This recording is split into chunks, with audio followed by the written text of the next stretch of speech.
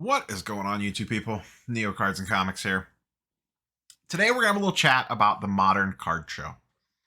And are their days, I don't want to say numbered. I just kind of want to talk about this and kind of see what you all think. I'd be very curious in the comments down below to hear from dealers, show promoters, and show attendees.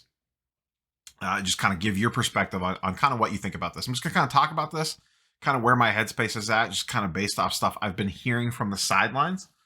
And, we'll just kind of see what happens. I am as you are listening to this, I am on my way to Indiana to the Midwest Monster. So I will be attending a very large show, 350 tables this weekend. So I should have a better idea. Maybe I'll do a follow-up video to this next week based off you guys and girls' feedback in the comments down below and kind of what I see this weekend. And where I'm going with this is everything's obviously getting way more expensive. Travel is ridiculously expensive. I'm going to the Charlotte Comic Con, Hero Con in 2 weeks.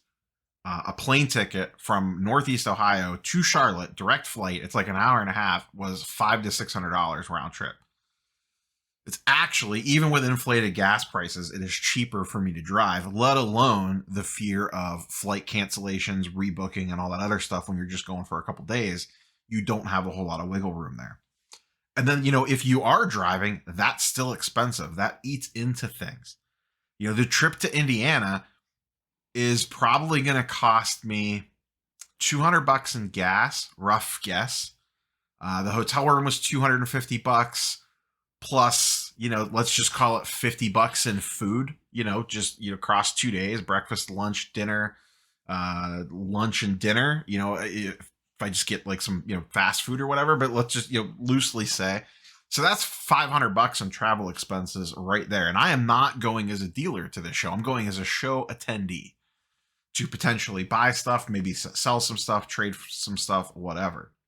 And I'm not talking about like, are your small local shows in trouble or anything like that. It's not necessarily what I'm gunning for, but as the sports card hobby went crazy the last 2 years, big shows, travel shows, these event shows popped up everywhere. It was spearheaded by the Dallas show. And then you saw, Atlanta, the Mint, a second Vegas show, big California shows almost every single weekend. I have a million local shows. These larger regional shows, Shipshewana. There's a decent sized one in Pittsburgh, the Midwest Monster this weekend, the Philly show, Chantilly show. Now, some of these shows have been around forever. And it's not like they're going away forever, but I think we could potentially see a pullback to what they used to be. As we've been talking about a lot on the channel, and as I've just heard in discussions with fellow showgoers and some of the dealers that I know, people are not wanting to inject money into the market. They are not wanting to go to a card show and buy, at least not many, and especially mid to high end. Mid to low end, I had Brad, who runs the Shipshewana show, commented on a recent video and mentioned that at their last ship show a couple weeks ago, the 50 to like $150 to $250 stuff was moving extremely well. And I have heard that feedback from other people as well, that low tier, that 50 to like, let's just call it 500-ish range, still moves pretty well. People are buying that sort of stuff, probably because it's more PC stuff, lower end stuff, less risk. You buy a card for $50. For most people, that's not like going to drastically change the math on their budget for the week. Maybe some people it does. Regardless, the money machine is not going burr anymore. People have slowed down on their spending, and travel expenses are eating into some of those budgets. It's going to cost me $500 to travel to this show for 2 days this weekend. And, in the past, that might have cost me $300. That would have been an extra $200 I had to play with at the show itself. That just takes money out of the room. Less people are going to, even potentially travel to a show like that. They might just say, hey, it's not worth it for me. In the past it was, it's not worth it to me right now to go to that show. So there's less money in the room. And people really want to trade. They don't want to buy. For the casual collector, for the guy that's going to a show and setting up as a side hustle, They, I talked to the one dealer I know that sets up at the Dallas show. We communicate in IG DMs quite a bit. And he said, they do it as a side hustle. Their goal is to break even on travel and to shuffle some cards around, essentially. Make some cool trades, maybe get some new inventory in, get a card that you really want, stash it to the side, whatever. And they hope cash wise that they break even on travel because this is not their primary means of paying bills. Same for me. This entire thing is a side gig, side hustle, fun, whatever you want to call it. I could make not a single penny off cards and I'm fine. It does not change my day-to-day life. I might be able to buy slightly less cards and comic books, but it does not affect my bottom line in terms of just day-to-day living. But a lot of people are going to these shows. They want to trade. They want to do cash plus trade. So like, I'll give you this $500 card and $100 on top for your $600 card. Stuff like that. Eventually, that has to hurt the dealers. And if the dealers are going to these shows, they're spending even more money to travel. They're going for multiple days for some of these bigger shows. As we've talked about, everything is more expensive. They're also taking their time. That's 3 or 4 days plus travel plus whatever that they are taking to set up at these things. And if not as much money is flowing or attendance starts to drop because travel's too expensive, you kind of see where I'm going here. Eventually, this kind of has a trickle-down effect. Less people are attending shows because they're not making as much money in the sports card world and it's also more expensive to travel. That causes less people to be in the room. That causes less money to be in the room. That causes dealers to be less willing to maybe travel to a little bit less shows. Maybe, hey, I'm not going to go to that regional show. I'll just set up at my local or whatever. And then, then if the dealers don't show up to the shows, the people that are going to the shows are like, this show wasn't that great this time because the dealer turnout wasn't great or, this, that, or the other thing. And I'm not saying this is going to happen overnight, but I think you're starting to kind of see things trend that direction. There are a lot of big, great shows. And I think there will continue to be a lot of big, great shows. This is not necessarily doom and gloom, but I think there could be a contraction in the space to a degree. I know Ryan from Breakout Cards was talking on Twitter about a week or so ago about the increased cost of travel to these shows. Plus, there's I've mentioned this before in multiple videos. There's shows within shows. There's the dealers that are set up, that are priced competitively and are looking to move inventory at current market prices. And then there are the dealers that are still priced from 6 months ago. And they're not up on current prices and they're not going to sell stuff.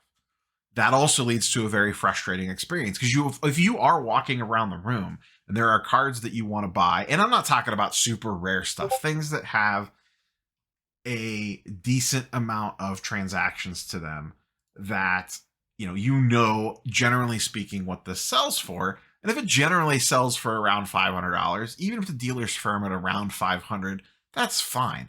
But it's when you walk around and the card's $500 and there's plenty of sales saying it's at $500 and they have it listed at $800 because that's what it sold for in January. That just leads to a push-pull between buyer and seller, and then everyone just gets mad. Not mad, but just frustrated, I guess, is the better term for it. And this leads me to the next thing. The National is coming. Now, I think the National attendance was going to be way down this year, no matter what. Even if the hobby was still booming and none of this, outside world nonsense and, all the shenanigans that have been going on the last few months happened, National attendance was going to be down based solely on the fact that it's Atlantic City. In my opinion, it's one of the worst, and I haven't even been there yet. So who the hell am I to say? And same thing, I am looking at, the show thing that I was just talking about. I am looking at from an outsider looking in. I've set up at the Atlanta show, but I'm not on the show circuit, if you will. I don't travel to a lot of the big shows. I travel to, Shipshewana regional show. Love it. Excited to go to the Midwest Monster this weekend. Obviously going to the National, but I am blessed with a billion local shows. That's a little bit of a different story. The local regional shows, your little 50 to 70 table, my Canton show, my Hartville show, some of the shows in Cleveland, stuff like that, I don't think is impacted too much by this because they're just drawing traffic from locals. Dallas, who is relying on, I think, a lot of buyers and sellers coming in for that show, maybe a different story. Let me get back to the National now. The National I am planning on attending. It's all booked. It's paid for. I'm going no matter what. But Atlantic City was going to hold that show back no matter what. Attendance was going to be down. It's a travel nightmare unless you live on the East Coast and you could drive there. It is inconvenient to fly into because you have to fly into Philly and then it's about a 30 to 40-minute drive. The hotel situation, not great because you can't just walk to the venue except for one hotel, which has been booked for like a year. So it's not like Chicago where everything's centrally located. As Steve has pointed out, non-sponsored trade nights, the pop-up trade nights that just happen in the hotel lobbies, are probably going to be a lot different at this year's National because you're at a casino. That is a whole different ballgame than the Lowe's Hotel in downtown Rosemont. Hotel and casinos do not want a horde of people in their lobby with their Pelican cases blocking access to people that are trying to gamble. What else do casinos have? Security teams, legit security teams, not, a mall cop with a flashlight. I don't think the random pop-up trade nights in the hotel lobbies, and Steve has speculated on this, he's the one that brought this point up, Flipping Steve, I don't think that stuff's going to fly. Plus, everyone is going to be way more spread out at this year's National. It's not everyone staying in the same 5 or 6 hotels. And every hotel you could walk to within about 5 to 10 minutes of each other, even if you're the two furthest apart on the opposite sides of the convention center. So whole different vibe, whole different situation with this year's National that I think was going to keep attendance down anyway. Now you talk about it's super expensive to travel. People probably were planning. If you waited till the last minute, it only got more expensive. I booked my room about 6 months ago, 4 months ago, 5 months ago. And I have heard since then that it is astronomically more expensive for the room in the same hotel I'm staying at, the Borgata. That it got way, way more expensive for that hotel since then. Travel has gotten way more expensive. Airlines. And the National is one that I am driving to. It's a 7-hour drive. I am driving to it. It was not worth it for the flights. I could drive. I don't mind driving. I drive all the time for work. It's not that big of a deal. But I think the National is going to be a very interesting snapshot of the current marketplace and what I was just talking about with this buyer, seller, money in the room situation. Now, there's always going to be money in the room at the National, but it's not going to be like last year. There are large expenses to setting up to this show beyond just travel, but travel alone is going to be super expensive. What is going to happen if everyone just wants to trade? If everyone wants to trade, that's great. That's perfect for people like me that just like to shuffle cards around. It's fun. I enjoy it. Awesome. Doesn't pay bills though for the people that need to. And that's what I think where things start to get a little bit interesting. And do we start to see erosion from these shows? Because there's a lot of them. There's a lot of these big shows every week, every weekend, just about. There is a good size show somewhere. Now, not all of them are tentpole shows like, Dallas or Atlanta and stuff like that.